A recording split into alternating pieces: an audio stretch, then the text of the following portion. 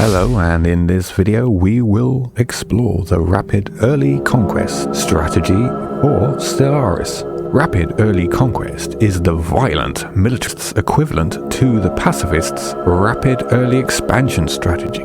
It is the choice opening gambit for militarist ethics, distinguished admirals, and the xenocidal regimes like fanatic purifiers, determined exterminators, and devouring swarms. Rapid Early Conquest can be for taking tributaries or conquests, but there are some differences in the required inputs, as we shall see. As a way of grabbing tributaries early, it is a great way to start a fleet economy. See my blog for more details on this economy type. The standard opening play for Stellaris is to survey local systems, then build outposts on them and fling colony ships at any habitable planets. Every alloy spent on outposts and colony ships, however, is not being spent on military fleets. Rapid Early Conquest works by not doing the standard opening play, and instead putting all alloys into a fleet first. While your neighbours are investing alloys into outposts and colonies, you will invest in the means to take them from them. Ingredients of a Rapid Early Conquest. A prerequisite for executing any strategy, ploy or gambit is to know what inputs or resources are needed and ensure you have them when needed. A fleet rush obviously needs alloys to build a fleet. In order to build up a bigger fleet than your prey, in the early game you do not really need too much extra alloy production. Just save alloys up by avoiding spending them on outposts and colonies. A fully loaded corvette costs about 100 alloys in the early game. An outpost costs about the same, and a colony ship is roughly equivalent to 400 alloys. Every outpost you do not build is another corvette. Every colony ship is another 4.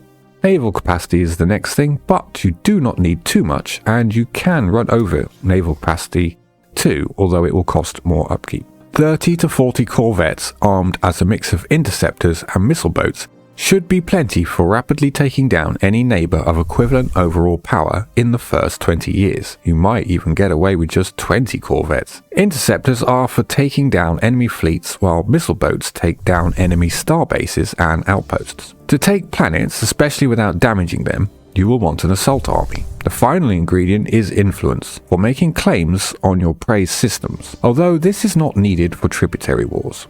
Neither do xenocidal regimes need influence for conquest. If you are claiming systems for a conquest, prioritize systems with colonies if you do not have enough influence for every system. Planetary systems are the most valuable. If you get all your prey's planets, even if not all the systems, then the prey empire will be eliminated. Perils of an early rush. An early rush is a high risk but high reward gambit. If it succeeds, you gain the power of your prey, while not losing your own. However, a big fleet on a small economy bleeds upkeep. If it fails to earn its keep through conquest, then it reduces you in the long run. Pick on someone your own size. At game start, you can easily beat a neighbouring empire of equivalent overall power by prioritising building fleets over outposts. However, depending on your game settings, not all empires in your local area may be of the same stature. Fallen empires and marauders will be well beyond your power in these early years. Even regular empires can be too strong if they have an advanced start or start with a federation origin like common purpose and hegemon. Isolated starts. A predator without prey will starve. At game start you have no idea where your prey is, or even if they are accessible. It can be that you roll a start that is far from potential prey or boxed in by stronger hostiles or empires. This might be an ideal start for a peaceful economy build, but if you are tricked out for war, this is like being a fish in the desert. Not enough ships. There is no such thing as overkill, but it can be expensive. If you do go in with too lean a fleet, you can lose. Losing is bad. What could have been the beginning of a victory snowball would likely be a death spiral instead. By investing in a fleet instead of an economy, you need a victory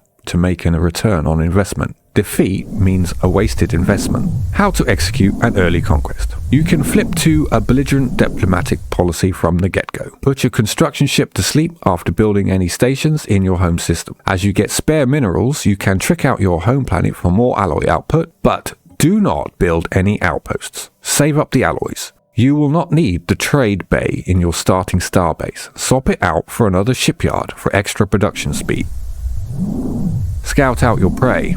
Your science ship goes out to explore the hyperlanes. Its mission is to find out where your neighbouring empires are as soon as possible. Do not waste time with slow surveys. Move fast down the main routes until you can make contact. The second science ship can speed this up, but the trade-off is that the alloys will cost you a corvette. Get your envoys deciphering contacts. Keep scouting with science ships until you are sure you've found a viable target. Explore the high plains surrounding the contacts to ensure you have enough visibility to make all the claims you want once a contact is deciphered. Military fleets will not go down unexplored high plains.